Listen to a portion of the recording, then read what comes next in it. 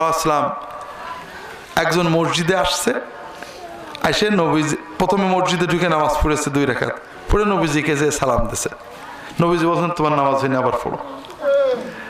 আবার পড়েছে হয়নি। তখন বলছে হুজুর আমি এসে ভালো পারিনি, একটু শিখিয়ে দেন। নবীজি একবারেই শিখাতে পারতেন, কিন্তু ওকে বুঝালেন যে তোমার নামাজ হচ্ছে না। কিন্তু নবীজি সাল্লাল্লাহু আলাইহি ওয়াসাল্লাম কি বললেন? নামাজ যখন পড়বে শান্ত হয়ে পড়বে। তুমি আল্লাহর সামনে দাঁড়াইছো, আল্লাহু আকবার বলে শুরু করবে, যতটুক পড়ো কোরআন পড়বে। রুকুতে যখন যাবে শান্ত হয়ে যাবে, যতক্ষণ পড়ো আল্লাহ তাসবিহ তাহলিল করবে। তোমার মনে থাকবে আর উঠবো না, উঠবো, তবে শখ থাকবে যে যতক্ষণ পারে আল্লাহর সামনে একটু ঝুঁকে থাকি।